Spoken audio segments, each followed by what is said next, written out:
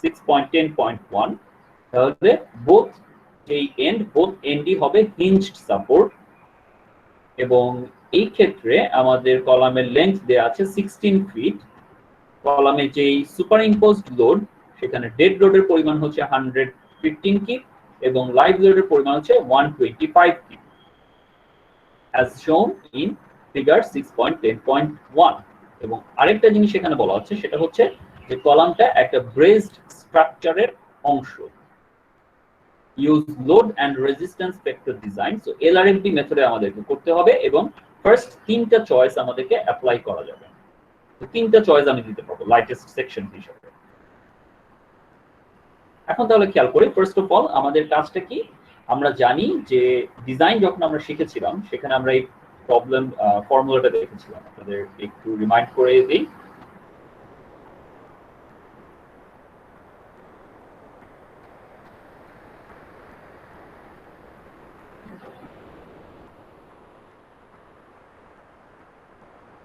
Load and resistance factor ডিজাইনের ক্ষেত্রে আমরা বলেছিলাম যে phi CPN will be greater or equal than PU, যেখানে phi C টা হচ্ছে আমাদের resistance factor for compression member which will be 0.90, PN যেটা আমরা বের করব সেটা হচ্ছে nominal strength which will come from member section, that means FCR into AG।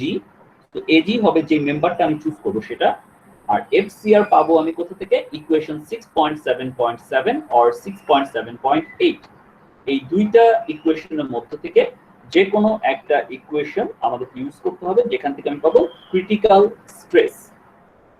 এই ক্রিটিক্যাল স্ট্রেসটাকে আমি যদি তার গ্রস এরিয়া দিয়ে যদি মাল্টিপ্লাই করি তাহলে আমি পাবো নমিনাল স্ট্রেংথ, এবং এই নমিনাল স্ট্রেংথকে রেজিস্ট্যান্স ফ্যাক্টর দিয়ে মাল্টিপ্লাই করার পর সেটাকে ইকুয়াল হতে হবে আমাদের পিইউ, যে পিইউটা হচ্ছে ফ্যাক্টর সার্ভিস লোড। এখন যেহেতু এলআরএফডি মেথডে করছি, সো ফ্যাক্টর সার্ভিস লোডের ক্ষেত্রে জেনারেলি আমাদেরকে যদি এখানে ডেড লোড এবং লাইভ লোড দুইটা কম্বিনেশন, দুইটা মাত্র লোড দেওয়া আছে, সো আমরা শুধুমাত্র দুইটা কম্বিনেশন এখানে অ্যাপ্লাই করতে পারবো। এআইএসসি অনুযায়ী আমরা জানি যে either 1.4 into dead load or 1.2 into dead load plus 1.6 into live load, এই দুইটা থেকে যে কোনো একটা আমরা চুজ করতে পারবো। আচ্ছা, আমি এখানে আমার মনে হয় এই প্রবলেমটা বইয়ে একটু ক্রিটিক্যাল ভাবে আছে, সো আমি আপনাদেরকে একটু সহজ ভাবে প্রবলেমটা করিয়ে দিব এবং কিছু কিছু স্টেপ বইয়ে হচ্ছে গিয়ে তারা ওভারকাম করে গিয়েছে। দ্যাট মিন্স কিছু কিছু স্টেপ আছে যেটা তারা দেখায় নেই, জাস্ট এমনিতেই ইয়ে করে গিয়েছে, বাট আমি চাই যে সেই স্টেপগুলো আপনারা করেন, আদারওয়াইজ অন্য কোনো প্রবলেম যখন আমি আপনাদেরকে সলভ করাবো সেই ক্ষেত্রে দেখা যাবে যে আপনারা পিছিয়ে পড়বেন, আপনারা জিনিসটা করতে গিয়ে আটকে যাবেন। তো আমি আমার ওয়ার্ড ফাইলে আমি চলে যাই, সেখানে আমি আপনাদেরকে এই প্রবলেমটা করাবো এবং আশা করি আপনারাও এই প্রবলেমটা আমার সাথে সেখানে করবেন।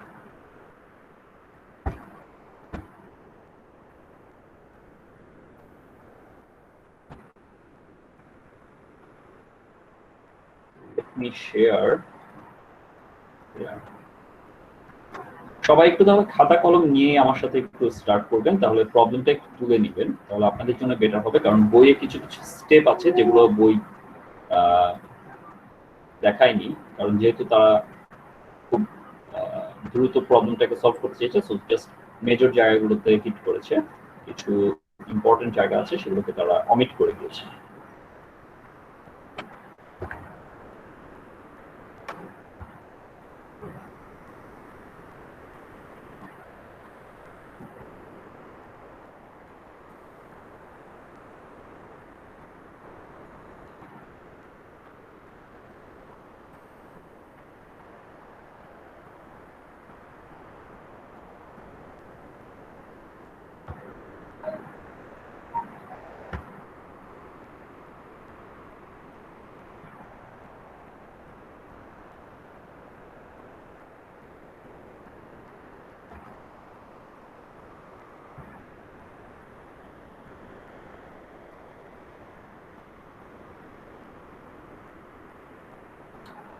সো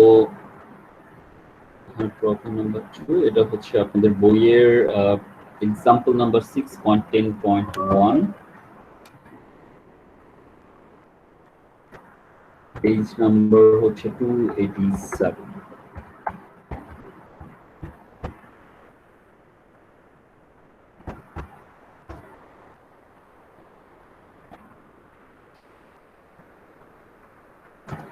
আমি প্রবলেমটা লিখছি না, আমি শুধুমাত্র সলিউশনে চলে যাচ্ছি।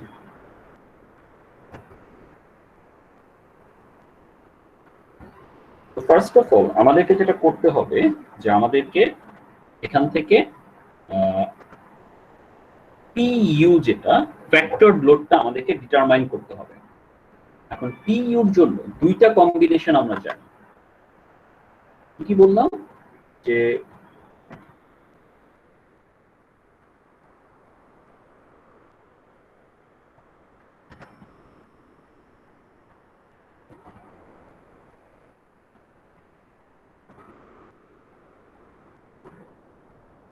একটা হচ্ছে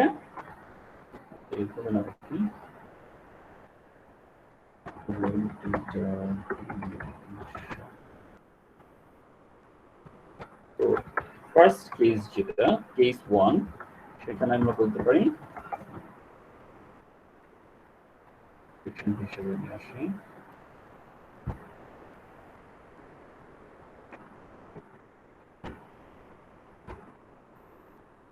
U will be 1.4 into dead load. That's your first case. Our second case যেটা case 2 হচ্ছে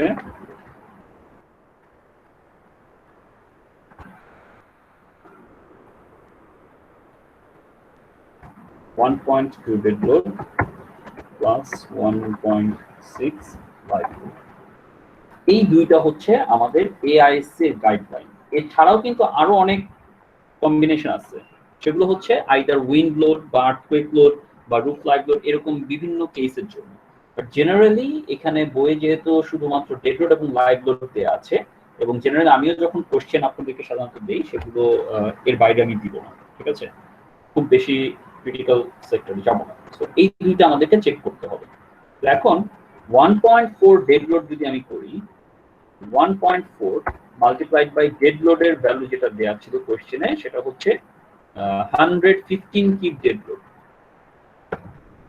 কোশ্চেনটা কি লেখার দরকার আছে উপরে, নাকি শুধুমাত্র সলিউশনটা আপনাদেরকে দেখালেই চলবে? কারণ যেহেতু কোশ্চেনটা বইয়ে আছে, কোনটা করলে বেটার হয় আপনাদের জন্য?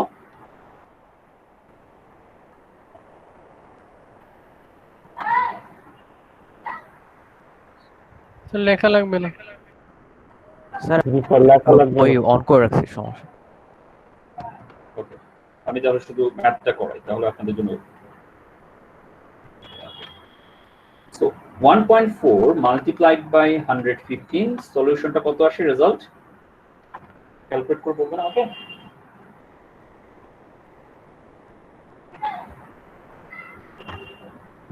স্যার 161। Sir 161 161 keeps.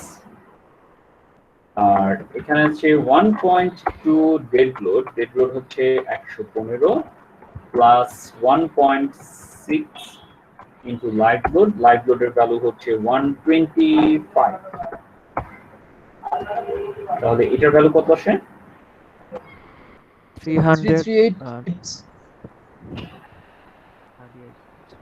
338। তাহলে আমরা দেখতে পাচ্ছি এই দুইটা কম্বিনেশনের মধ্যে আমার গভর্ন করে এই সেকেন্ড কম্বিনেশনটা 1.2 dead load plus 1.6 live load, ঠিক আছে? এখন বইয়ে ডাইরেক্টলি তারা 1.2 ডেড লোড 1.6 লাইভ লোড লিখেছে, তারা কিন্তু আর 1.4 ডেড লোড দিয়ে এটা চেক করে দেখায় নাই। কেন? কারণ এইটাতে অ্যানসার আসবে এই কারণে তারা শুধুমাত্র এটাই লিখিয়েছে। কিন্তু আমি চাই যে আপনারা স্টেপ বাই স্টেপ করবেন। কেন? কারণ দেখা গেল যে কোনো একটা কেসে আপনাকে আমি কলাম ক্যালকুলেট করতে দিয়েছি লোড, আপনি এই স্টেপটা করলেন না, হোয়ারএজ এই দুইটা কেসের মধ্যে হয়তো দেখা গেল যে আপনার পিইউতেই আপনার লোড বেশি আসছে, ফার্স্ট কেসে আপনার লোড বেশি আসলো, তাহলে কিন্তু আপনার পিইউ নিতে হবে। তো দুইটা কেসের মধ্যে যেটাতে আমার বেশি লোড আসবে আমরা সেটাকে সবসময় কনসিডার করবো বা গভর্ন করবো। এই জিনিসটা যাতে খেয়াল থাকে সবার, ঠিক আছে? বইয়ে ডাইরেক্টলি 1.2 1.6 করে দিয়েছে, কেউ আবার এটা ভাববেন না যে না সবসময় আমি শুধুমাত্র 1.2 ডেড লোড 1.6 লাইভ লোড এটা দিয়ে আমি চেক করব। আমাকে দুইটা মেথডই দিতে হবে, দুইটা না বেসিক্যালি এআইএসসি এর আন্ডারে আরো অনেকগুলো কম্বিনেশন আছে, কিন্তু সেই কম্বিনেশনগুলো আমরা করতেছি না কারণ আমাকে এখানে উইন্ড লোড বা আর্থকুয়েক লোড দেয়া নাই। আর অন্যান্য কম্বিনেশনগুলোতে আইদার উইন্ড লোড বা আর্থকুয়েক লোড দেওয়া থাকে। তো যদি কোনো ক্ষেত্রে আপনার যদি উইন্ড লোড আর্থকুয়েক লোডও যদি দেওয়া থাকে তাহলে সেই কম্বিনেশন গুলো সহ আপনাকে চেক করতে হবে। এরকম ভাবে যতগুলো কম্বিনেশন হবে, সে 5টা বা 6টা বা 8টা যতগুলো কম্বিনেশন হবে, প্রতিটা কম্বিনেশনে আপনি লোড বের করবেন পিইউ, এর মধ্যে যেটাতে ম্যাক্সিমাম অ্যামাউন্ট অফ লোড আসবে সেইটার এগেইনস্টে আপনি ডিজাইন করবেন, সেটাকে আপনি গভর্ন করবেন। এই বিষয়টা যাতে খেয়াল থাকে। তো এখন আমি আমার তাহলে পিইউ পেয়ে গেলাম, এই পিইউটাকে আমার কি করতে হবে, 5cpn এর সমান হতে হবে। এখন 5c ভ্যালু আমরা জানি for compression member that will be 0.9, but what about our pn? pn বের করতে গেলে আমার ফর্মুলা কি, pn হচ্ছে fcr ইনটু ag। এখন ag তো আমি পাচ্ছি না কারণ আমি মেম্বার চুজ করি না, আমাকে ag বের করতে হবে, তারপর আমি লাইটেস্ট w সেকশন বের করতে পারবো।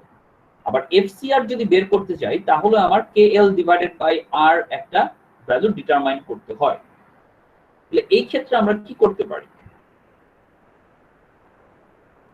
কি করব বলেন দেখি আপনাদের কাছ থেকে কোনো সাজেশন?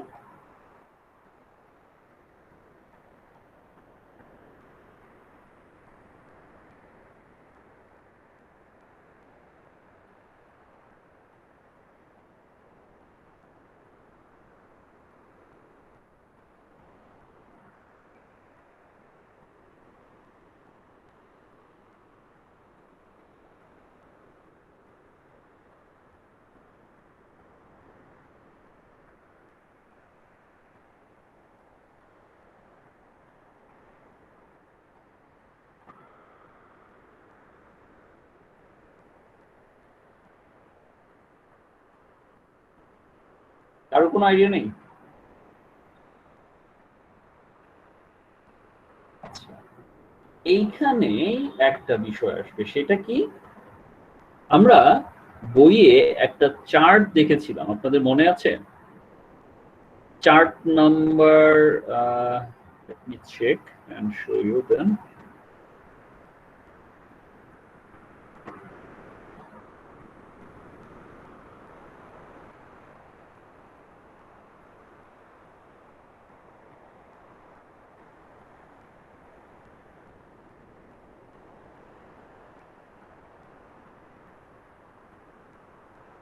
ফিগার 6.8.1 বইয়ের পেজ নাম্বার 276।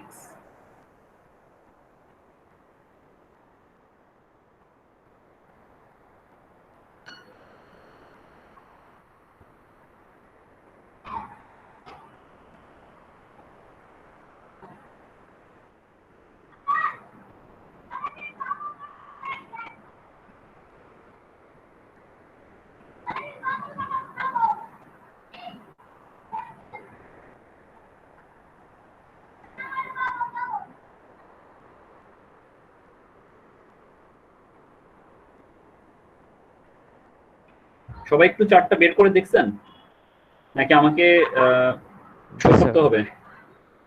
স্যার দেখতেছি। এই চার্টটা তো দেখেন তো আমাদেরকে কি কি জিনিস দেয়া ছিল।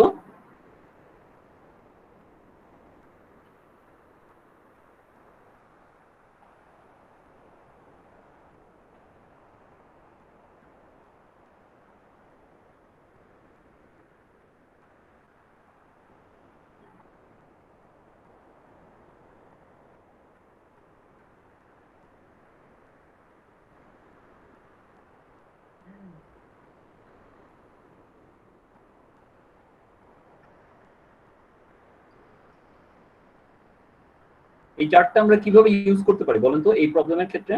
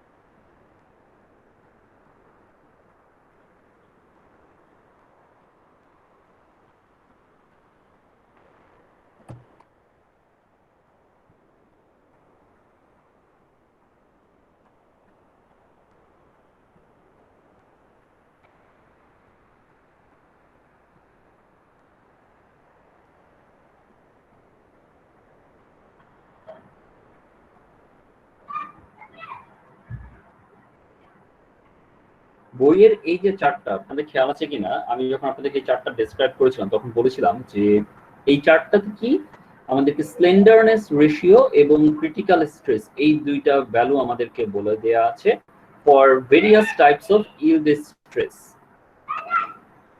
এখন আমি যদি কলামের একটা স্লেন্ডারনেস রেশিও ধরে নিই, ঠিক আছে, আমি আমার কলামের স্লেন্ডারনেস রেশিও যদি ধরে নেই 70, তাহলে এই 70 স্লেন্ডারনেস রেশিও KL/R এর জন্য আমার যে মেম্বারটার স্টিল দেয়া আছে, আমাদেরকে বলা আছে A992, তাহলে A992 মেম্বারের FY কত?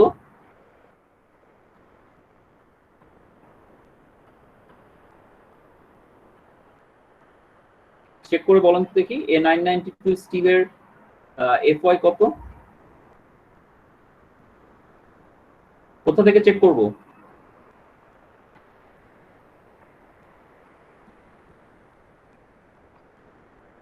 স্যার চার্ট থেকে স্যার। স্যার যে একটা পিডিএফ দেওয়া ছিল ওখানে। হ্যাঁ, তাহলে ওই জায়গাটা একটু চেক করে বলেন তো A992 স্টিলের FY কত ধরবো?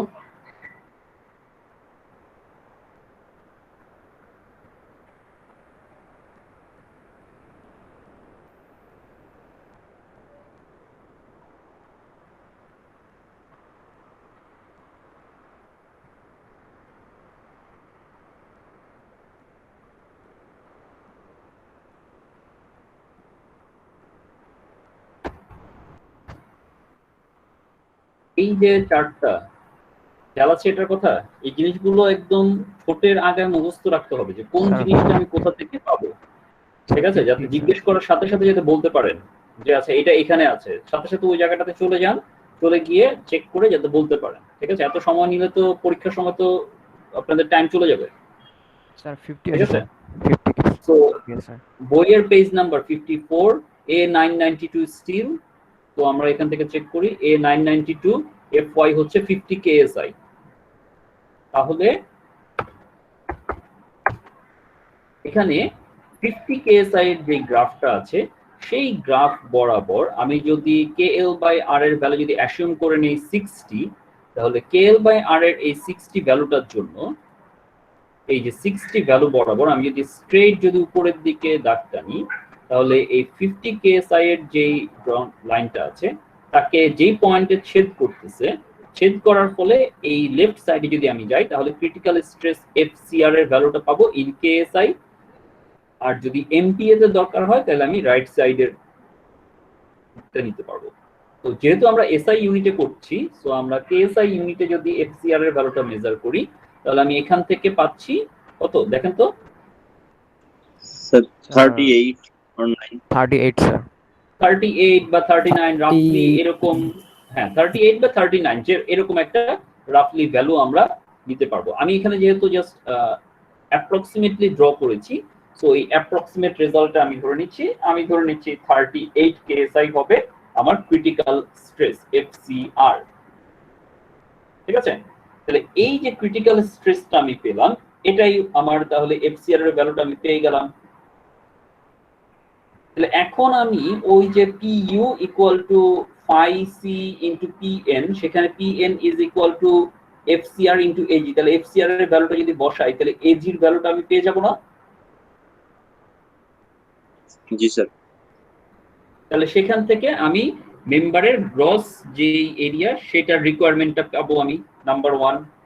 নাম্বার 2 হচ্ছে এই যে KL/R এর ভ্যালু আমি 60 ধরলাম, তাহলে এখানে K ভ্যালু আর L ভ্যালুটা যদি আমার জানা থাকে তাহলে R এর ভ্যালুটা আমি ইজিলি ডিটারমাইন করতে পারবো না? জি sir. So KL/R is equal to যদি 60 ধরি, তাহলে K যেহেতু আমাকে কোশ্চেনে বলা ছিল কি যে বোথ এন্ড পিনড বা হিঞ্জড, সো বোথ এন্ড যদি হিঞ্জড বা পিনড যদি হয় তাহলে আমরা ডাইরেক্টলি এই চার্টটা থেকে খেয়াল করে দেখেন, এই যে এফেক্টিভ লেংথের আমাদের এখানে চার্ট দেওয়া ছিল, এখানে একটা ছিল অ্যালাইনমেন্ট চার্ট আর আরেকটা ছিল ডাইরেক্টলি এই যে এফেক্টিভ লেংথ ফ্যাক্টর। তো এইখানে বলা হয়েছিল যে যদি বোথ এন্ড যদি আমাদের হিঞ্জড থাকে তাহলে ডাইরেক্টলি আমি K ভ্যালু 1 ধরতে পারি। আর যদি এরকম কোনো কিছু যদি বলে দেওয়া না থাকে, যদি একটা ফ্রেমড স্ট্রাকচারের মধ্য থেকে বের করতে হয়, তখন আমরা এই দুইটা চার্টের মধ্য থেকে কে ভ্যালুটা ডিটারমাইন করব। তো যেহেতু আমার কোশ্চেনে ডাইরেক্টলি বলে দেওয়া আছে যে হিঞ্জ, তাহলে কে ভ্যালু আমি ডাইরেক্টলি এখান থেকে পেতে পারি 1। এল ভ্যালুটা আমাদেরকে বলে দেওয়া ছিল লেংথ হচ্ছে 16 ফিট, ঠিক আছে?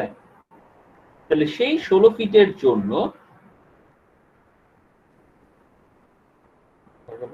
এই যে লেংথ আমাদেরকে বলা ছিল 16 ফিট লং। তাহলে কে এর ভ্যালু 1 আর এল এর ভ্যালু যদি 16 হয়, তাহলে K into L is equal to again 16 feet আমরা পেয়ে যাব। তাহলে সেখান থেকে আমি আর এর একটা ভ্যালু আমি বের করতে পারবো। তাহলে আর এর একটা ভ্যালু আমি পেলাম, এ জি একটা ভ্যালু পেলাম। এই দুইটা ভ্যালু দেখে আমি ইজিলি আমাদের যেই ডাব্লিউ সেকশনটা থাকবে, সেই ডাব্লিউ সেকশনের জন্য আমাদের যে চার্ট থেকে আমি একটা মেম্বার আমি সিলেক্ট করব। এটাই হবে আমার লাইটেস্ট সেকশন। বুঝে গিয়েছে?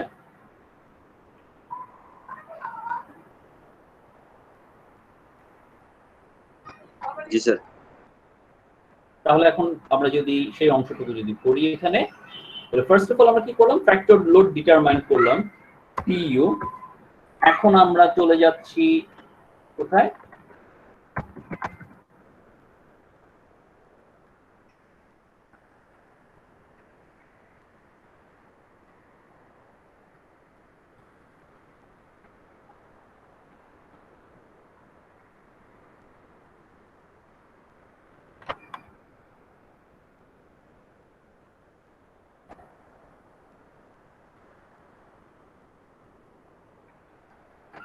HCl L by R।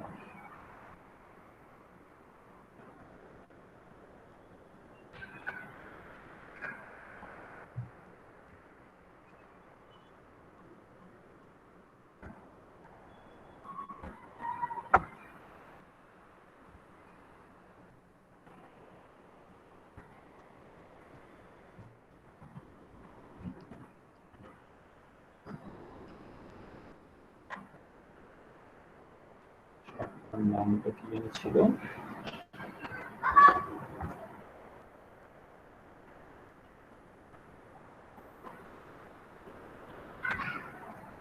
KL by R equal to আমরা 60 ধরবো আমরা বলেছিলাম। So for 60 and KL by R cylinder is ratio 60, should KL by R equal to 60 from ASC LR at D. Design chart. এখানে লিখে দিই বইয়ের figure নাম্বারটা কত, সো দ্যাট আপনাদের যাতে খেয়াল থাকে যে কোন চার্টটা আমরা ইউজ করেছি। Figure number 6.8.1।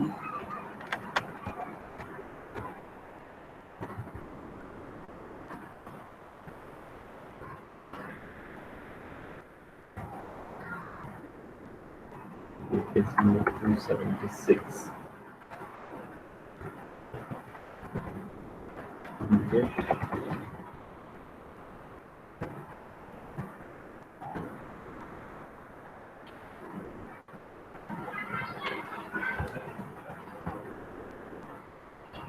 Space.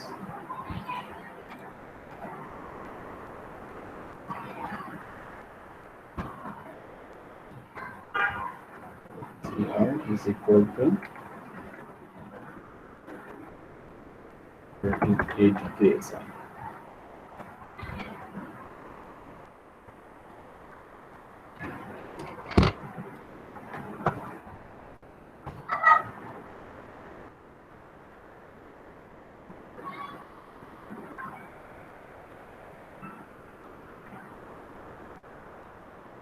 ঠিক আছে, তাহলে এটা আমরা পেয়ে গেলাম। এখন আমাদের কাজ কি, এই এফসিআর এর উপর বেস করে আমাদের এজি রিকোয়ারমেন্টটা বের করা। আমরা বলতে পারি তো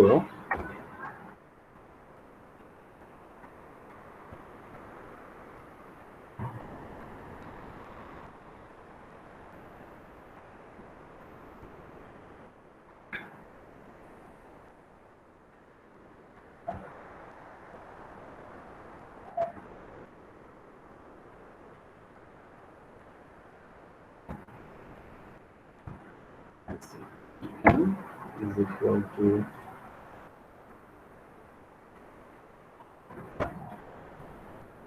u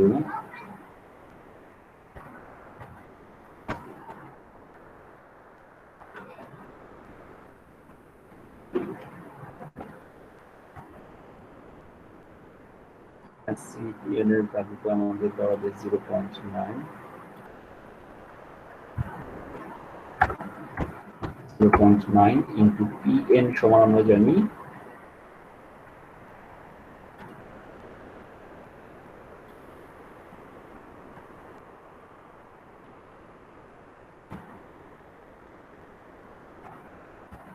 CR G is equal to PU. So PU ভ্যালুটা হচ্ছে 338.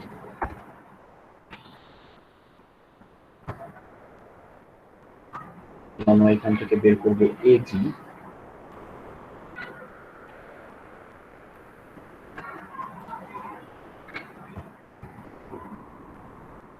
AG will be equal to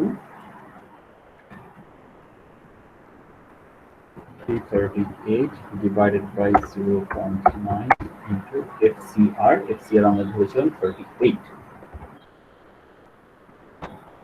তাহলে AG ভ্যালুটা কত আসে?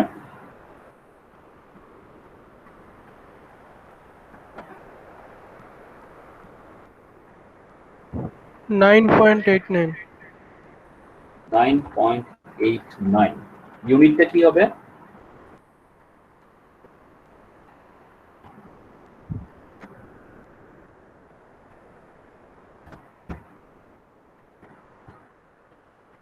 স্কয়ার ইঞ্চ বা ইঞ্চ স্কয়ার, এটা যদি খেয়াল থাকে, ঠিক আছে?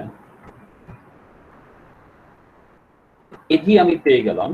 এখন আমাকে ডিটারমাইন করতে হবে কোনটা?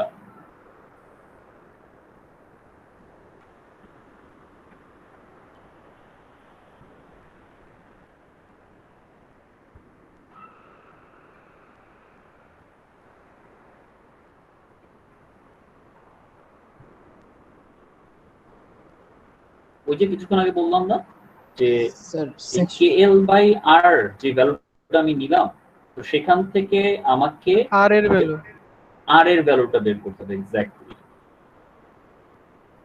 ঠিক আছে? তো আমরা এই যে KL বাই R টা ধরলাম, KL by R is equal to 60, তাহলে K এর ভ্যালু আমি জানি 1, L এর ভ্যালু জানি 16, তাহলে R এর ভ্যালুটা আমি ডিটারমাইন করব যে R কত নেওয়া উচিত। এখন এই R নেওয়ার সময় আমি কিভাবে কোনটা নিব? R বলেন, R X নিব নাকি R Y নিব?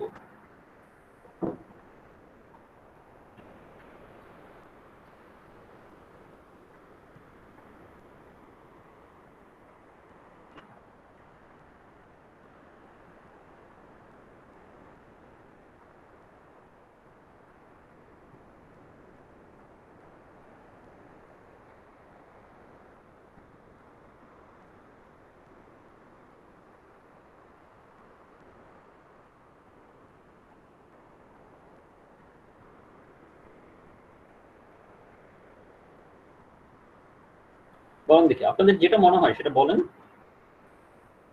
স্যার আর ওয়াই নিব। স্যার ওয়াই কলাম তো যে ওয়াই বরাবর না। আচ্ছা, কলাম কোন বরাবর সেটা কিন্তু আমাদের কিছু বলে নাই, এক্স অ্যাক্সিস বা ওয়াই অ্যাক্সিস সেরকম কিছু বলা নাই। আমাদেরকে বলা হচ্ছে যে একটা কলাম সিলেক্ট করতে হবে। তো এখন এই যে আর এক্স নিব নাকি ওয়াই নিব, সেইটা আমরা কিসের উপর ডিপেন্ড করব? অনেকে বললেন যে আর ওয়াই নিব। আচ্ছা, কেন আপনার কাছে মনে হচ্ছে আর ওয়াইটা নিব? বলেন দেখি শুনি।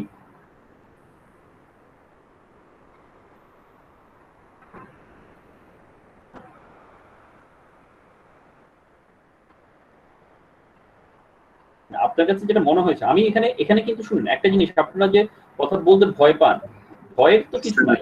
আপনার কাছে যেটাই মনে হবে সেটা বলবেন, তাহলে কি হবে, আমি আপনার যুক্তিটা যদি ঠিক থাকে আমি এক্সপ্লেইন করব যে এই জন্য যুক্তিটা ঠিক আছে, আর যদি ভুল হয় তাহলে ডিসকাশনের মাধ্যমে আপনাকে বুঝিয়ে দিচ্ছি যে কেন এটা ভুল।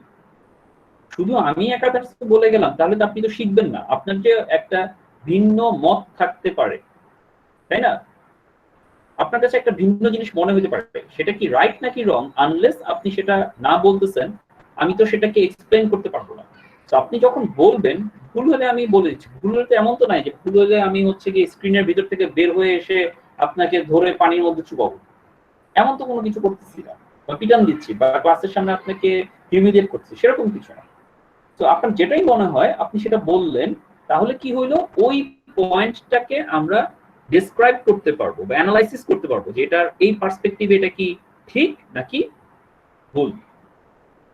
তো আর ওয়াই কেন মনে হয় আপনার কাছে, বলেন কে বলবেন, হাত তুলেন তারপর আমরা ডিসকাস করি।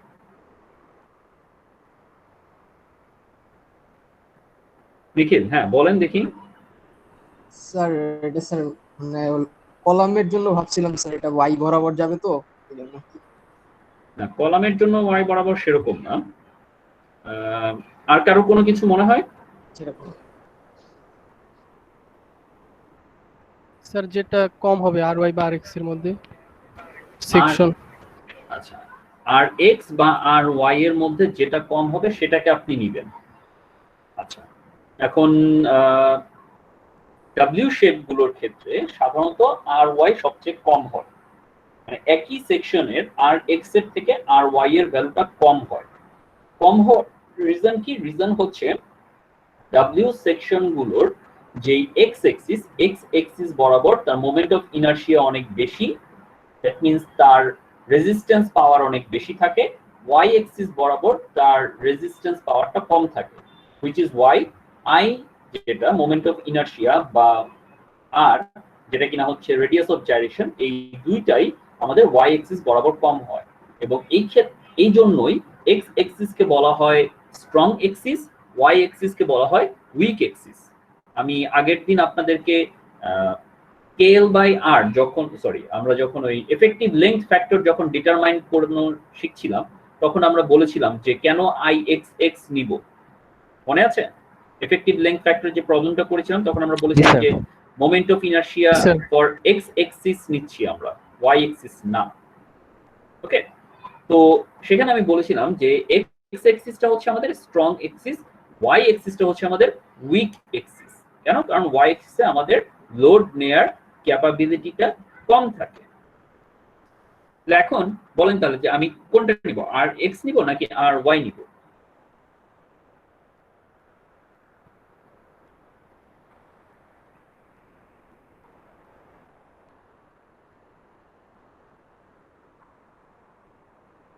স্যার উইকটার জন্য নেব স্যার।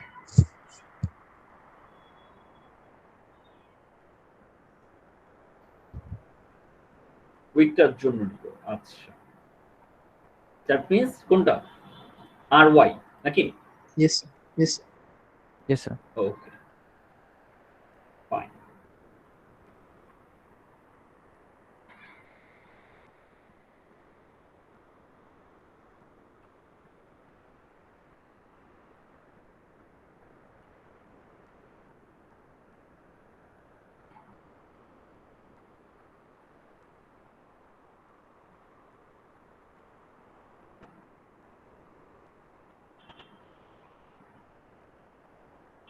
তাহলে আমরা লিখতে পারি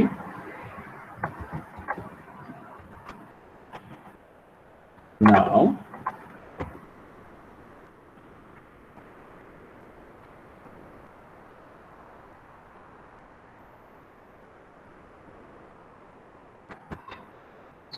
L divided by R is equal to, আমরা কত ধরেছিলাম, 60।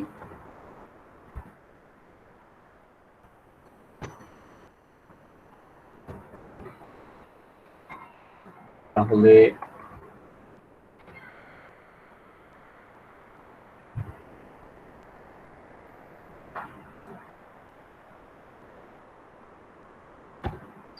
R is equal to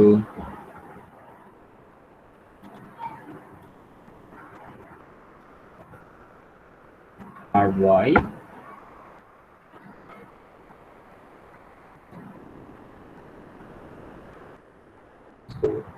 K into L হচ্ছে 16 ফিট, ফিটকে ইঞ্চিতে যদি কনভার্ট করি তাহলে 12 ডিভাইডেড বাই হচ্ছে 60, এই ভ্যালুটা কত আসে?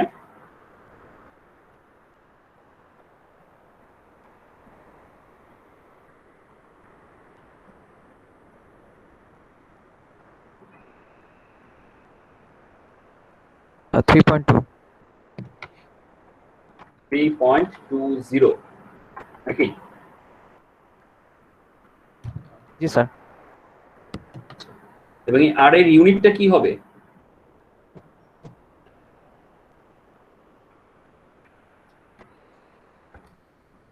Radius of gyration, inch unit. ঠিক আছে, এই ইউনিটগুলো কিন্তু খেয়াল রাখতে হবে, আদারওয়াইজ আমরা কিন্তু ভুল করে ফেলবো। ঠিক আছে, কারণ যেহেতু আমাদের ইঞ্চ ইঞ্চ দরকার হবে। হবে, হ্যাঁ ইঞ্চ হবে, এই কারণে কিন্তু আমি ফিটকে ইঞ্চিতে কনভার্ট করলাম। ঠিক আছে, তাহলে আমি এমন একটা সেকশন চুজ করব যেই সেকশনটা আমাদের এজি যেটা, সেই এজির ভ্যালু হচ্ছে গিয়ে 9.89 থেকে বেশি হবে এবং আর ওয়াই এর ভ্যালু হবে 3.20 ইঞ্চের থেকে একটু বেশি বা কাছাকাছি, 3.20 সমান হবে। এইরকম একটা সেকশন আমাকে আপনারা চেক করে বলেন তো যে কি সেকশন নেওয়া যেতে পারে। লোয়েস্ট একটা সেকশন নিতে হবে অবশ্যই।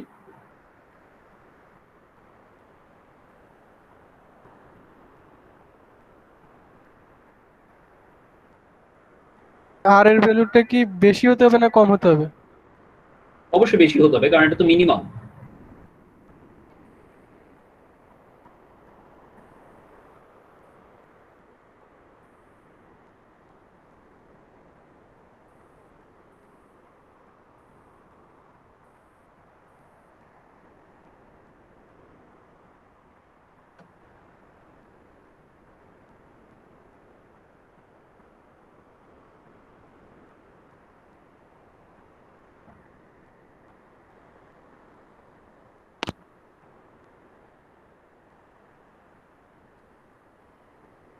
স্যার, হ্যাঁ বলেন। W8/35 ওটার এরিয়া আসে যেমন 10.3।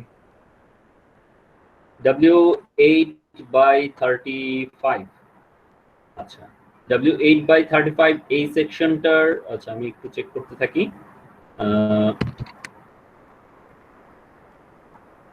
8/35 এরিয়া হচ্ছে 10.3, ওকে, এবং আর ভ্যালু 2.03। 2.03, আর আমাদের কত লাগবে?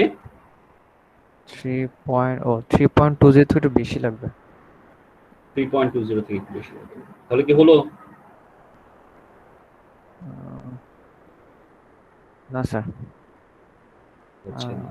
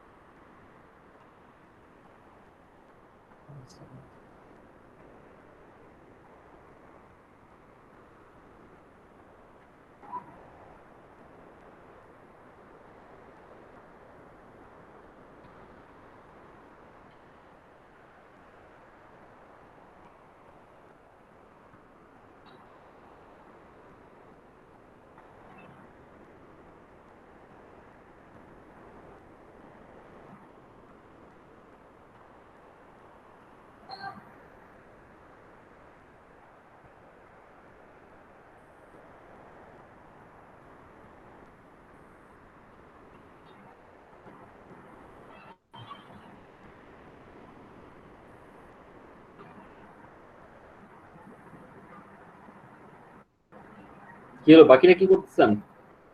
চেক করতেছেন? একটু চেক করেন, চেক করে দেখে আমাকে স্যার বলেন। আর এর ভ্যালুটা তো স্যার এক্স মানে এক্সিস ওয়াই ওয়াই এর জন্য, তাই না স্যার? সেটাই তো বললেন আপনারা। বাট স্যার অনেক বেশি আসতেছে আর কি। যেমন একটা পাইলাম যেটা স্যার আর এর ভ্যালু হচ্ছে 3.202 বেশি, বাট এই যে ভ্যালুটা মানে এই যে আসতেছে 1 আই থিঙ্ক। কত আসছে জি? স্যার একটু দাঁড়ান sir 50 sir. AG value 50। Yes sir. এইখানে একটা জিনিস কিন্তু মানে আপনারা দেখি আমি আগে 3.20 রাইট আর ওয়াই, আমি একটু দেখি আর ওয়াই আপনাদের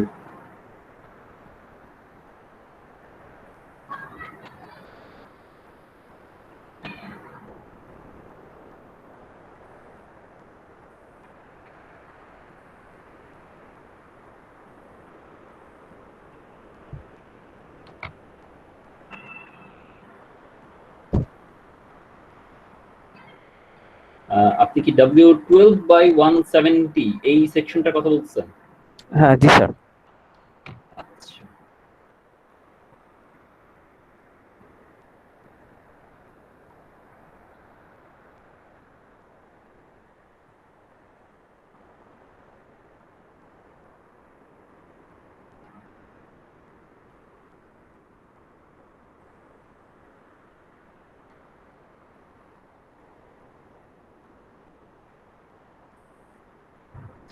এইখানে যে জিনিসটা কিছুক্ষণ আগে কিন্তু আমি আপনাদেরকে একটা কথা বলেছিলাম, আপনারা কিন্তু ভুলে গিয়েছেন, ঠিক আছে? সেটা কি? এই মাত্রই আমি আপনাদেরকে বলেছিলাম যে আমরা যখন মেম্বারটাকে ডিজাইন করব, ঠিক আছে, এক্স এক্সিসটা ছিল আমাদের স্ট্রং এক্সিস আর ওয়াই এক্সিসটা ছিল আমাদের উইক এক্সিস। আমরা যখন এফেক্টিভ লেংথ ফ্যাক্টর যেটা কে ভ্যালুটা বের করেছি আগের দিন ক্লাসে, তখন আমরা কি বলেছিলাম যে আমরা চাই যে এই যে আমাদের লোডটা যাতে আমাদের স্ট্রং এক্সিসে যাতে পড়ে। কেন?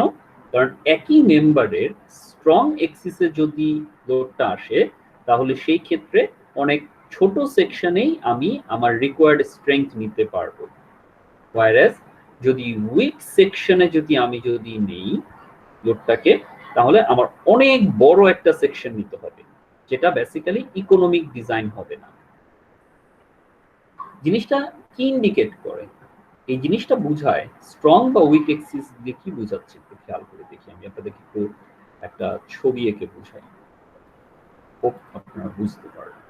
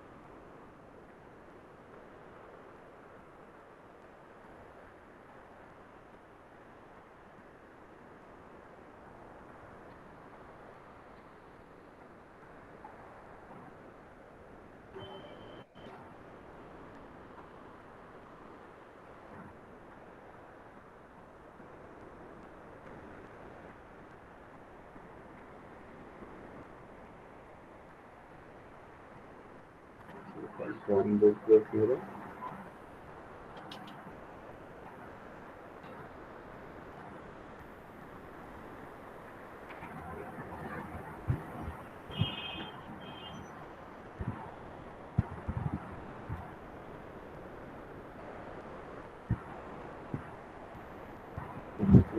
কানেক্ট করেছি।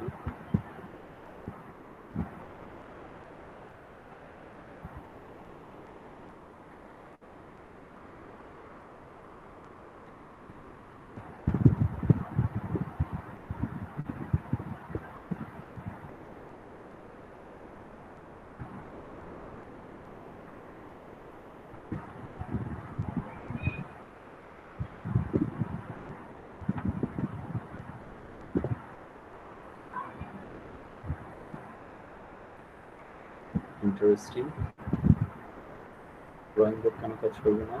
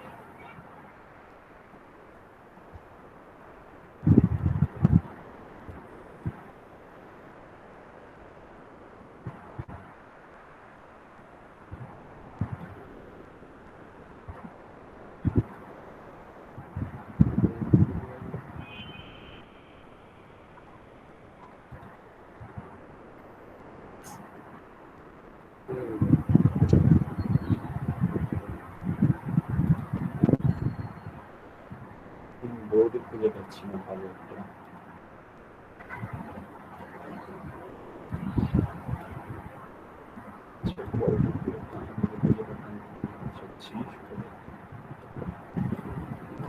আচ্ছা, এই দুইটা ফিগারের মধ্যে একটু খেয়াল করেন, যে এই দুইটা, ঠিক আছে? সো একটা ডাব্লিউ সেকশনটা হতে পারে, আমি সেই ডাব্লিউ সেকশনটাকে এইভাবে প্লেস করব। এইভাবে যদি আমি প্লেস করি তাহলে বেসিক্যালি তার এই এক্সিসটা হচ্ছে এক্স এক্সিস আর এই এক্সিসটা হচ্ছে ওয়াই এক্সিস, যেটা আমরা এই যে ডাব্লিউ সেকশনের ক্ষেত্রে দেখতে পাই। যে ডাব্লিউ সেকশন যখন এরকম আই শেপে থাকছে তখন হরাইজন্টাল এক্সিসটা হচ্ছে এক্স এক্সিস আর ভার্টিক্যাল এক্সিসটা হচ্ছে ওয়াই এক্সিস। এই ক্ষেত্রে আমার এক্স এক্সিসের উপর যদি লোডটা আসে বা বাকলিংটা আসে, তাহলে সেই এক্স এক্সিসের উপর, মানে যদি এভাবে প্লেস করি তাহলে আমার এক্স এক্সিসের উপর যদি লোড আসে তাহলে সে মোমেন্ট অফ ইনার্শিয়া এবং রেডিয়াস অফ জাইরেশনটা বেশি পাবে। ওয়্যারএজ যদি আমি সেম মেম্বারটাকে এইভাবে প্লেস না করে আমি 90 ডিগ্রি অ্যাঙ্গেলে ঘুরিয়ে এইভাবে প্লেস করি তাহলে আমার কি দাঁড়াচ্ছে, এই এক্সিসটা হচ্ছে আমার এক্স এক্সিস আর এই এক্সিসটা হচ্ছে তখন ওয়াই এক্সিস।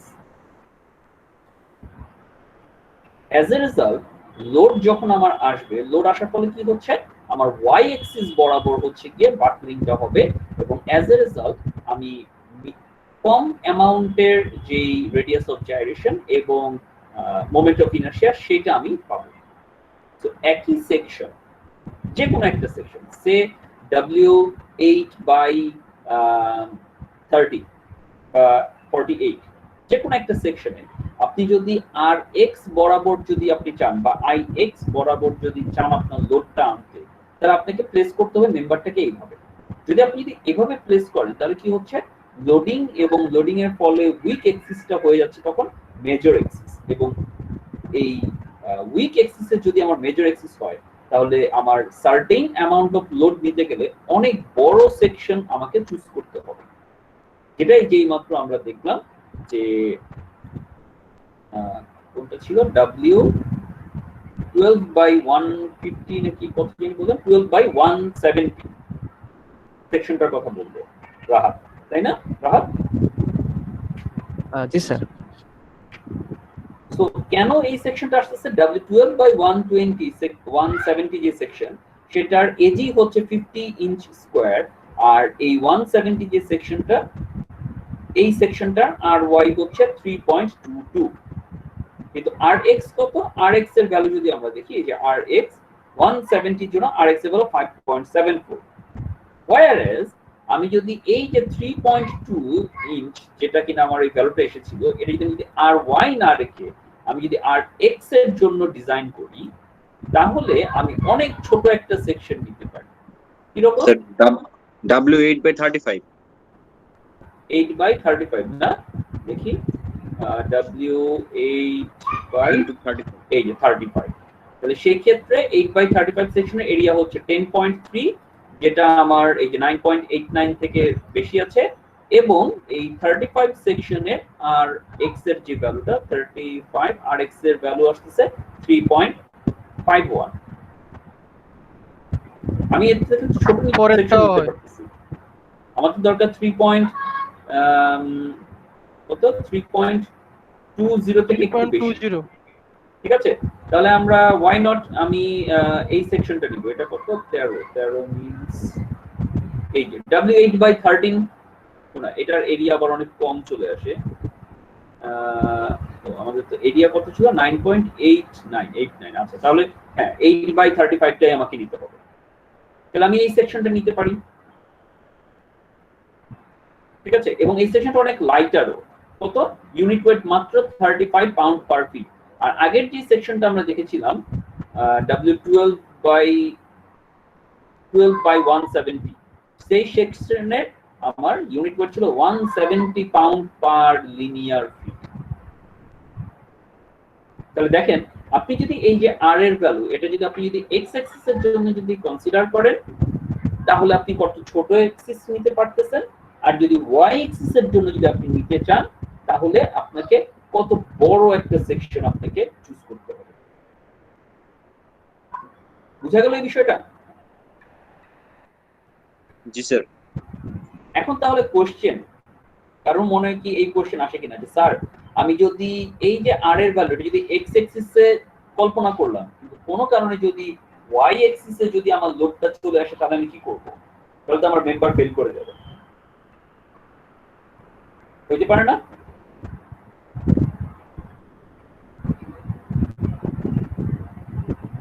আমার তো ওয়াই এক্সিসে আমি দেখতে পাচ্ছি যে এই যে মেম্বারটা সেটা এক্স এক্সিসে অনেক বেশি লোড নিতে পারবে, কারণ এক্স এক্সিসটা হচ্ছে স্ট্রং এক্সিস, কিন্তু ওয়াই এক্সিসটা হচ্ছে উইক এক্সিস, তো ওয়াই এক্সিসে তো আমার কম লোড নিচ্ছে।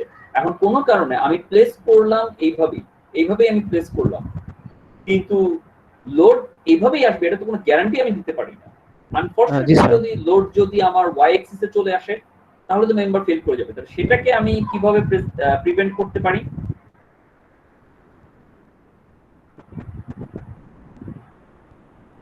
এই কোশ্চেনটা কি মানে লেজিটিমেট একটা কোশ্চেন মনে হয় আপনাদের কাছে? জি স্যার, আসতে পারে স্যার। সেই জন্যই এইখানে একটা কথা বলা ছিল, খেয়াল করে দেখেন কোশ্চেনের মধ্যে কি, যে কোশ্চেনে বলা ছিল যে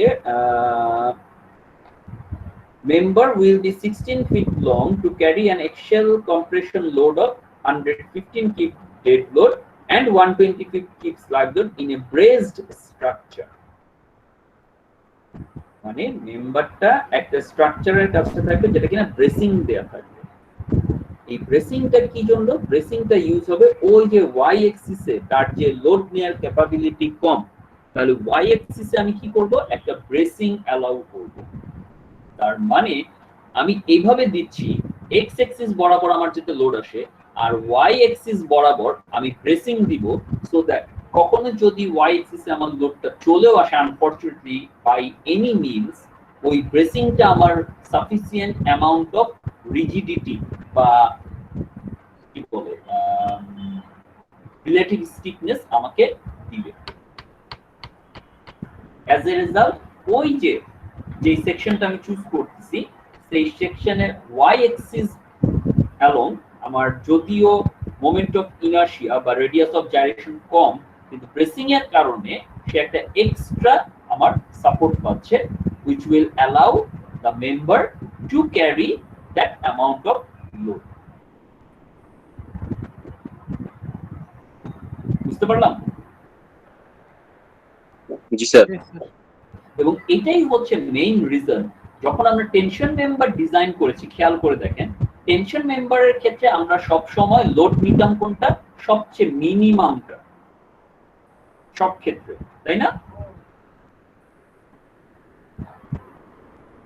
টেনশন মেম্বারের ক্ষেত্রে কিন্তু আমরা ব্রেসিং নিয়ে কোনো ডিসকাশন করিনি, কিন্তু কম্প্রেশন মেম্বারের ক্ষেত্রে আমাদের ডিসকাশনটা হচ্ছে যে আমরা লোডটাকে চেষ্টা করব সব সময় স্ট্রং এক্সিসে যাতে আমরা এটাকে প্রোভাইড করতে পারি, আর উইক এক্সিসে আমরা সাপোর্ট হিসেবে ব্রেসিং ইউজ করব। এটা হচ্ছে কম্প্রেশন মেম্বার ডিজাইনের একটা মূল মন্ত্র। বুঝা গেল? স্যার যদি ব্রেসিংটা বলে না দেওয়া হইতো যে ব্রেসিং দেওয়া যাবে না, মানে বা কোশ্চেনের মধ্যে না থাকতো? হ্যাঁ, যদি কোশ্চেনে আমার যদি ব্রেসিং এর কথা যদি উল্লেখ না থাকতো তাহলে অবশ্যই এখানে একটা বিষয় চলে আসতো যে যদি ব্রেসিং যদি না দেই তাহলে আমাকে কোশ্চেন অনুযায়ী যদি আমি যদি ডিজাইন করতে চাই তাহলে কোশ্চেন অনুযায়ী ব্রেসিং যদি না দেওয়া থাকে তাহলে আমাকে চিন্তা করতে হবে আর ওয়াই তে আসতেও পারে। সেই ক্ষেত্রে আমরা অ্যাজ এ ডিজাইন ইঞ্জিনিয়ার হিসেবে আমরা বলে দিই যে আমি আর এক্স এর লোডটাকে নিব এবং ওয়াই এক্সিস অ্যালং আমি ব্রেসিং ইউজ করব, সো দ্যাট আমি একটা ইকোনমিক সেকশন যাতে ডিজাইন করতে পারি। কারণ যদি আমি আর ওয়াই তে যদি এই লোডটা নিতাম আমার সেকশন চলে যায় কত? W12/170, আর আমি যদি আর এক্স এ যদি এই লোডটাকে যদি নিতে পারি তাহলে চলে আসছে W8/35। আমাকে তো ইকোনমিকের কথাটাও তো চিন্তা করতে হবে, আমাদের শুধু ডিজাইন করলেই তো হবে না, design should be always economic design. তো এই কারণে আমি মেম্বারটা নিচ্ছি ইকোনমিক এবং সেটাকে আমি আমার যেই বিষয়টা থাকতেছে যে যদি উইক এক্সিসে লোড চলে আসে, সো উইক এক্সিসে আমাদের যেহেতু একটা অপশন আছে ব্রেসিং দেওয়ার, যে কারণে আমরা যখন এই এফেক্টিভ লেংথ ফ্যাক্টর ইউজ করি আমাদের তখন দুইটা অ্যালাইনমেন্ট চার্ট ছিল, একটা ছিল ব্রেসড একটা ছিল আনব্রেসড। সো কম্প্রেশন মেম্বারের ক্ষেত্রে এই জন্য ব্রেসিং এবং আনব্রেসিংটা খুবই একটা ইম্পর্টেন্ট ফ্যাক্টর রোল প্লে করে। বুঝা গেল? Yes, sir. G sir.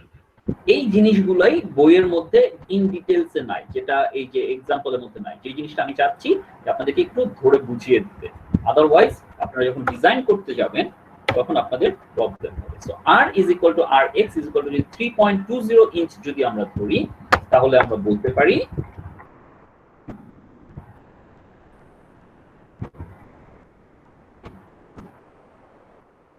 W8 by 35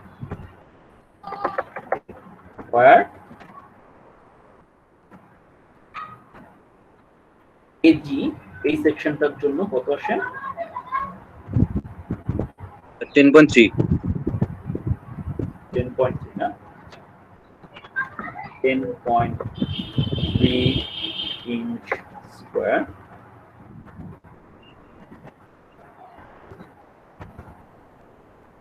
so 3.51 rx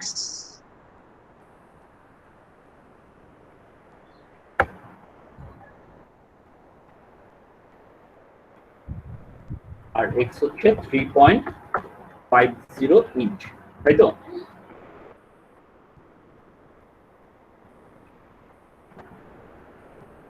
এটাই আসছে নাকি? 5.1 3.51।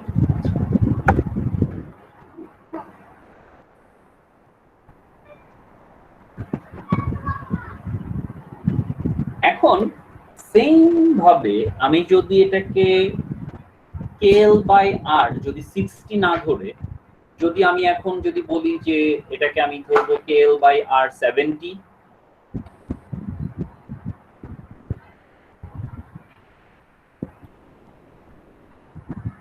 এই যে কেএল বাই আর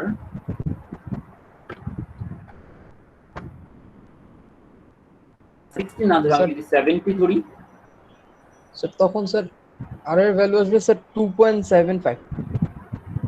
তাহলে এখন আপনারা এটা করেন যে কেএল বাই আর এর ভ্যালু যদি আমরা ধরি, তাহলে আমাদের এজি এর ভ্যালুটা কত আসে?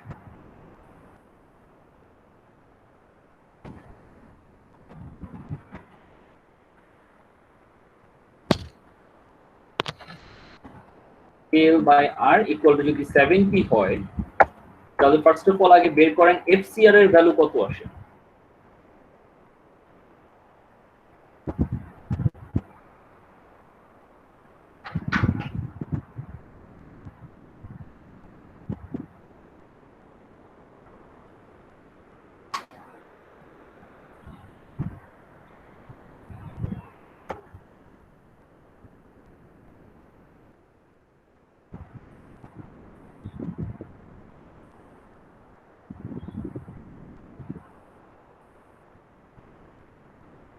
FY কিন্তু 50 আর KL বাই R হচ্ছে 70। এই দুইটার জন্য FCL এর ভ্যালুটা কত আসে সেটা ডিটারমাইন করে আমাকে একটু বলেন তো ছবিটা দেখে।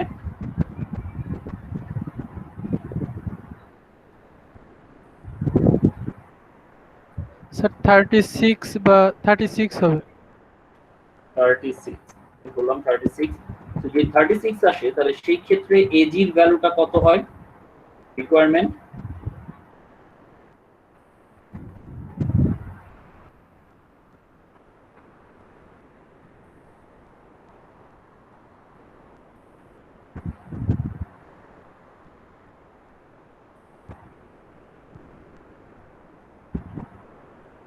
Three 38 divided by 0.9 by into 36 বলে কত আসে? 10.43 10.43 ইঞ্চ স্কয়ার। আর KL বাই R যদি করি তাহলে এখানে এখন হচ্ছে 60 এর পরিবর্তে 70, তাহলে আর x এর ভ্যালু কত দাঁড়ায়?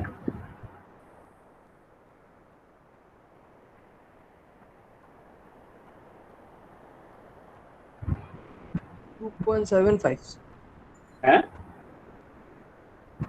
2.742 আর কি 2.742, তার মানে 2.74। 2.74 তাহলে এখন একটা সেকশন খুঁজে বের করেন যে সেকশনের এজি হবে 10.43 ইঞ্চ স্কয়ার আর আরএক্স হবে 2.74 ইঞ্চ। সেরকম সেকশনটা কি পাচ্ছি আমরা?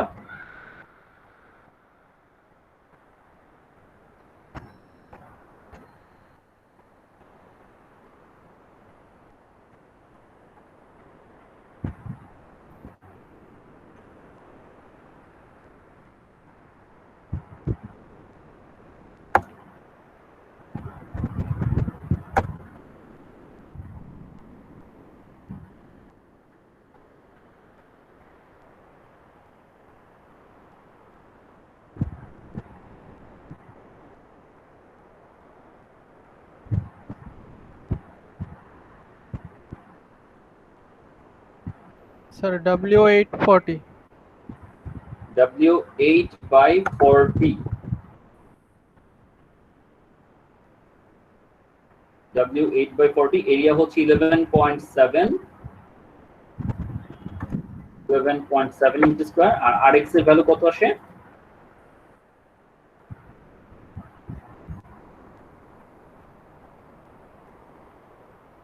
3.53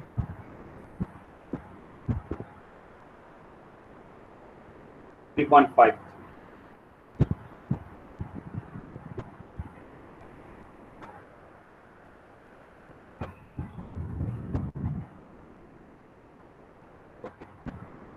তাহলে এভাবে আমি যদি KL বাই R এর ভ্যালু যদি ডিফারেন্ট ধরি, ঠিক আছে, তাহলে ডিফারেন্ট মেম্বার পাবো।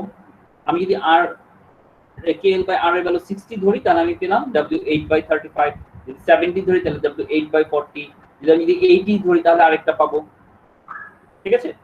এই যে আমি ডিফারেন্ট ভ্যালু গুলো নিচ্ছি সেটার উপর বেস করে এইটা হচ্ছে গিয়ে আমার ফাইনাল সিলেক্টেড মেম্বার। তাহলে আমি এখানের মধ্যে যেটা যে ইকোনমিক হবে সেটাকে আমি নিব।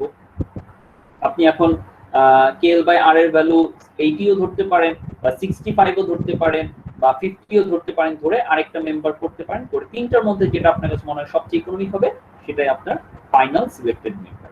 সেই জিনিসটাই এখানে বইয়ের মধ্যে বলা হয়েছে যে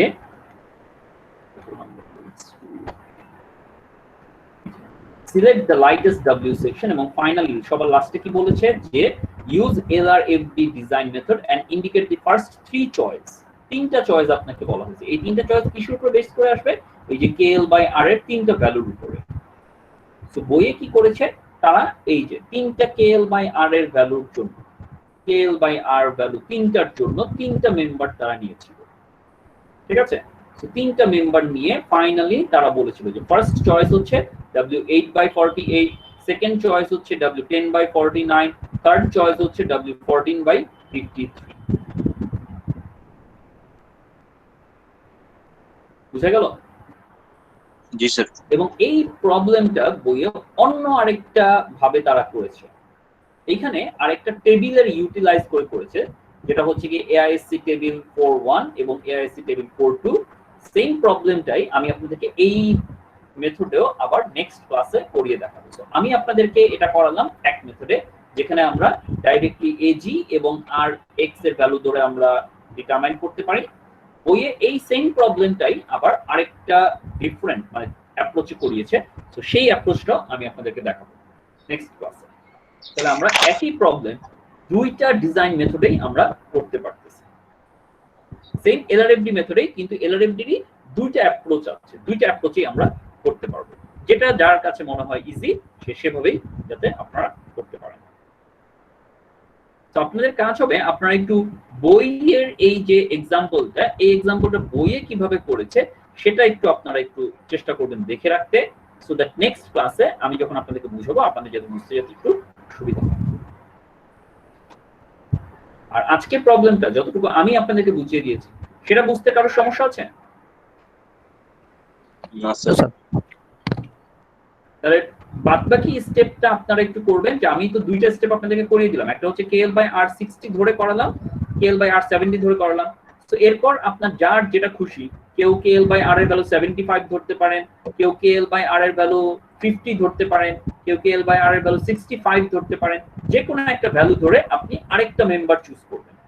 চুজ করার পর তিনটা যে আপনার মেম্বার হলো, অলরেডি আমরা দুইটা মেম্বার পেয়েছি W8/35 W8/40। নেক্সট যে মেম্বারটা আপনি চুজ করলেন এই তিনটা মেম্বারের মধ্যে যেটা আপনার সবচেয়ে ইকোনমিক হবে সেটাকে আপনি বলবেন ফাইনালি আপনার এটাই আপনি চুজ করবেন প্রজেক্টের জন্য। এখন সেটা কিভাবে বুঝবেন ইকোনমিক কিভাবে হবে?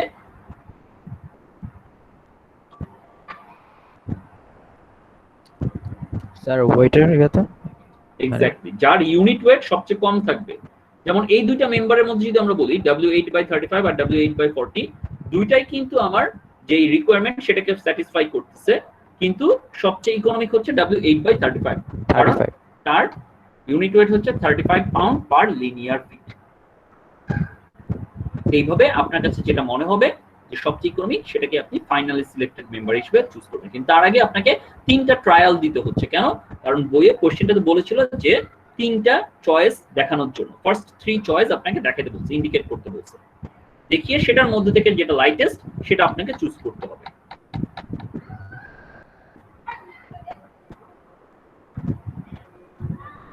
স্যার এই ম্যাথ কি কুইজে থাকবে না?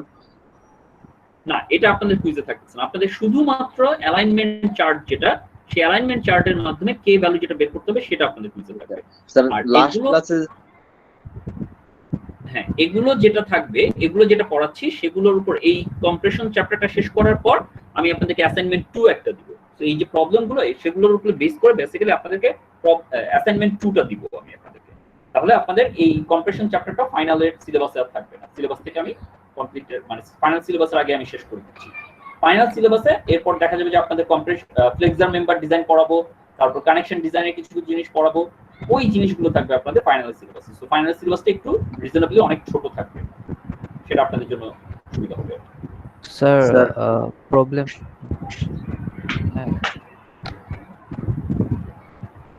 আচ্ছা, হ্যাঁ, দিগন্ত কি বলতে চাচ্ছিলেন শুনি, তারপর শাহাদাতটা শুনতেছি। স্যার লাস্ট ক্লাসে স্যার ম্যাথটা করাইছেন স্যার, ওখানে স্যার জিএস কলামের বিষয়টা একটু স্যার দেখে দিবেন স্যার। আচ্ছা, মানে হ্যাঁ, ওকে। সো লাস্ট ক্লাসে যেটা করিয়েছি, আচ্ছা আমি আপনাদেরকে বলেছিলাম তাই না, যে জিএইচ যে কলামটা, সেই কলামের এফেক্টিভ লেংথ ফ্যাক্টরটা বের করেছেন আপনারা? জি স্যার। স্যার করেছি জি, স্যার। জি স্যার। তাহলে প্রথমত আগে বলেন যে জিএইচ যে কলামটা, এটা কি ব্রেসড কলাম হিসেবে ডিজাইন করব নাকি আনব্রেসড হিসেবে ডিজাইন করব? স্যার আনব্রেসড। আনব্রেসড। আনব্রেসড, ভেরি গুড, ধরতে পারছেন। এরপর এইচ পয়েন্টের যখন আমি এই রিলেটিভ স্টিফনেস বের করব তখন আমি কি ইউজ করব? স্যার কলাম হিসেবে কলাম একটা, বিম একটা। কলাম একটা, বিম একটা। তো এই একটা কলাম এবং একটা বিমের যেই I/L এই দুইটা ভ্যালু দিয়ে বের করে আমি এইচ পয়েন্টের রিলেটিভ স্টিফনেস জি এটা বের করব। সো জিএইচ কত আসছে আপনাদের? জিএইচ 0.630। 0.630। এটাই আসছে। সবাই এটা আসছে? জি স্যার এটা আসছে। জি স্যার। গুড। এরপরে আমরা আসি এবার যে আমাদের জি পয়েন্ট যেটা, সেই জি পয়েন্টের রিলেটিভ স্টিফনেস। ঠিক আছে? এখন জি পয়েন্টে আমাদের দুইটা কলাম এবং দুইটা বিম কানেক্টেড আছে, তাই না? জি জি স্যার। স্যার। তাহলে দুইটা কলাম যখন আমি কনসিডার করতেছি তখন সেই দুইটা কলামের ইন্ডিভিজুয়াল যে আই, সেই আইটা নিব, আর এদের যে ইন্ডিভিজুয়াল লেংথ আছে সেই লেংথটা নিয়ে আমি I/L বের করতে পারবো। কোনো স্যার, ওটা সমস্যা তো নেই। আগে বের করছিলাম স্যার, তাই না স্যার? স্যার আগে যেটা বের করছি ওইটাই So, হবে। 0.165 আগে যেটা বের করছিলাম। আচ্ছা, হ্যাঁ, এইখানে আসতেছি 0.165, যেটা কিনা আমরা এই যে এখানে ইউজ করেছিলাম। কোথায়? এই যে জি 0.165 এটা ইউজ করব, তাই তো? জি স্যার। না স্যার, এটা তো ব্রেসডের জন্য বের করছিলাম। এই যে এখানেই, হ্যাঁ, এই যে দেখেন I/L যখন আপনি নিচ্ছেন বিম বা কলামের জন্য সেই ভ্যালুগুলো ঠিক থাকতেছে, কিন্তু স্টিফনেস মডিফিকেশন ফ্যাক্টর যেটা ইউজ করছিলেন 1.50, সেটা তখন আপনি নিয়েছিলেন কেন?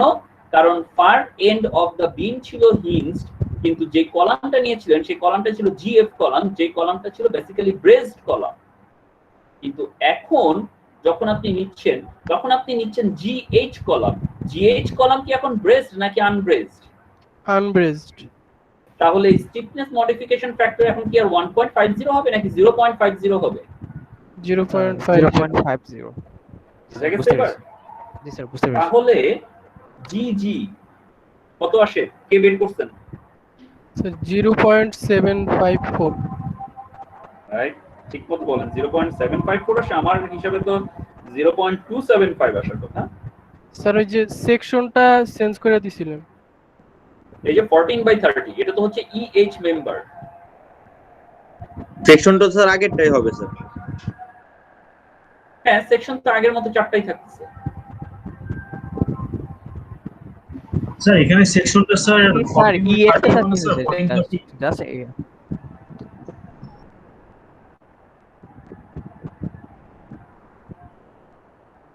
হ্যাঁ, কোনটা?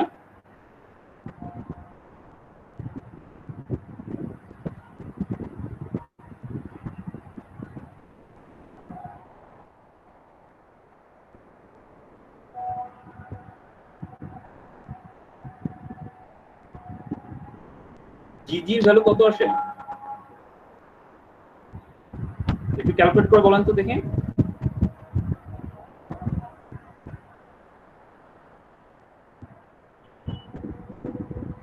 সবকিছু আগের মতো থাকবে, শুধু 1.50 জায়গায় এখন হবে 0.50। স্যার 0.275। হ্যাঁ, আমারও তো তাই আসলো 0.275।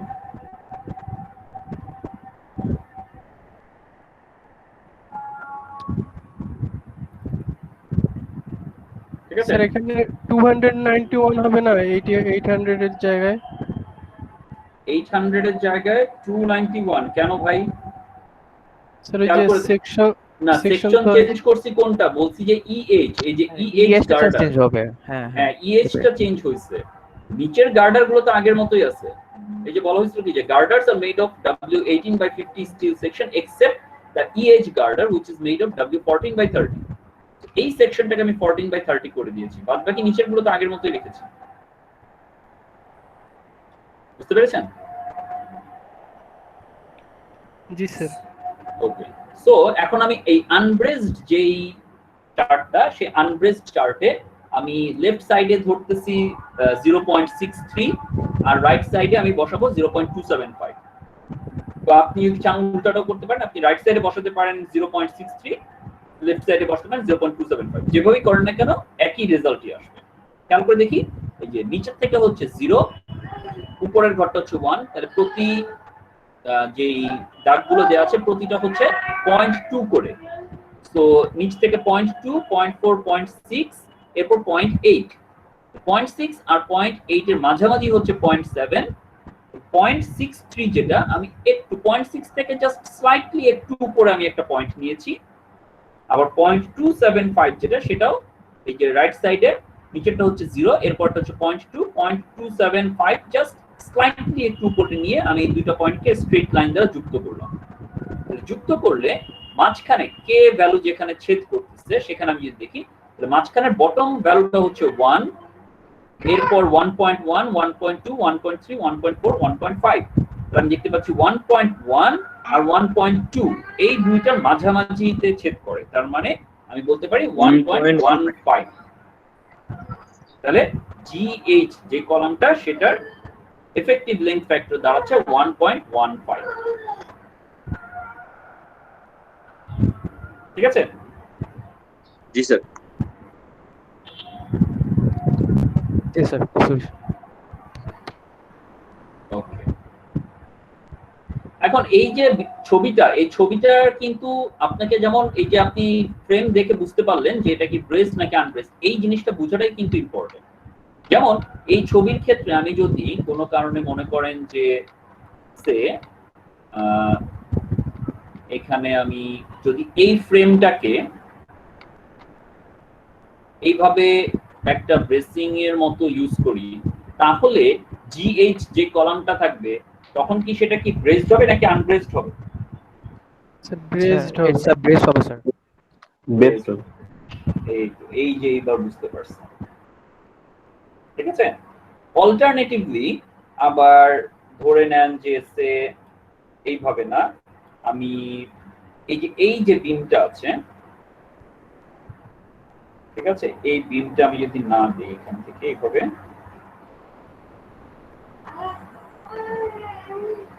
আমি যদি এভাবে না দেই,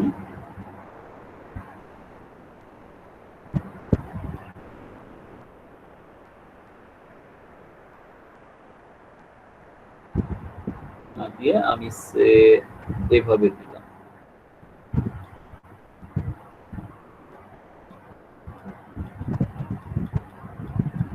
দিয়ে আমি বললাম যে সিডি কলামের এফেক্টিভ লেংথ ফ্যাক্টর বের করতে। তাহলে সিডি কলাম এখন কি হবে, ব্রেসড হবে নাকি আনব্রেসড হবে?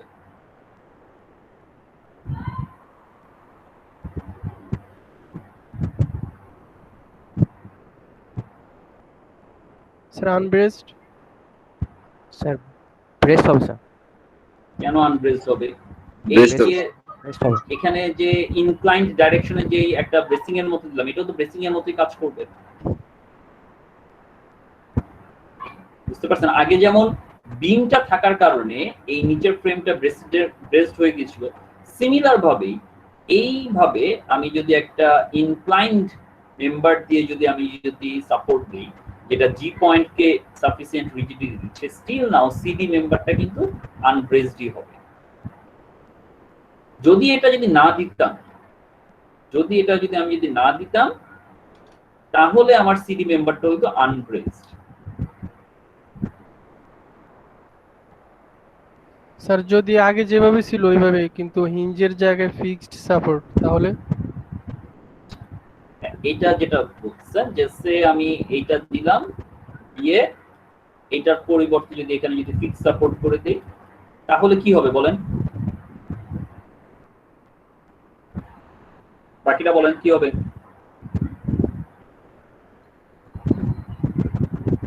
ব্রেসড হবে নাকি আনব্রেসড হবে?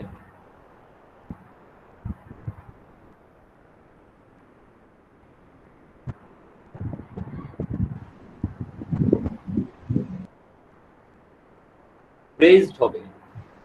কেন? কারণ এই যে বিমটা, সেই বিমটা যেহেতু ফিক্সড সাপোর্ট হয়ে আছে, সে তো বেসিক্যালি ফিক্সড সাপোর্ট তো এই যে ভার্টিক্যাল ফোর্স, তারপর হরাইজন্টাল ফোর্স, সবগুলোকেই সে হচ্ছে গিয়ে রেজিস্ট করবে, রেস্ট্রেইন্ট করবে।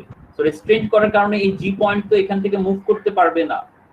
অ্যাজ এ রেজাল্ট এই জি পয়েন্টের সাথে অ্যাসোসিয়েটেড এই যে সিডি কলামটা আছে, সিডি কলাম বা এবি কলাম বা জিএফ কলাম, কোনোটাই তো সে মুভ করতে পারবে না। হ্যাঁ, মুভ করতে পারে কোন ক্ষেত্রে? যদি এইটা না থেকে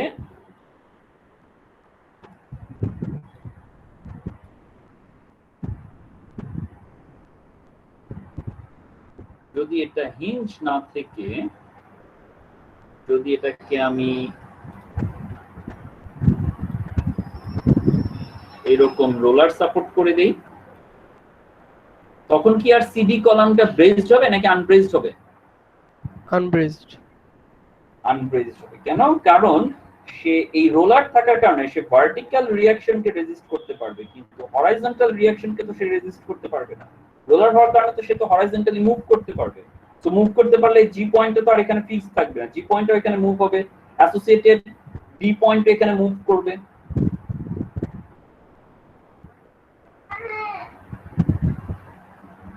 বুঝতে পেরেছেন সবাই? জি স্যার। জি স্যার। ওকে, তাহলে আজকের ক্লাসে পর্যন্তই। আপনাদের নেক্সট ক্লাসে আপনাদের ফার্স্টে তো সোমবার দিন আপনাদের সেশনাল ক্লাস আছে,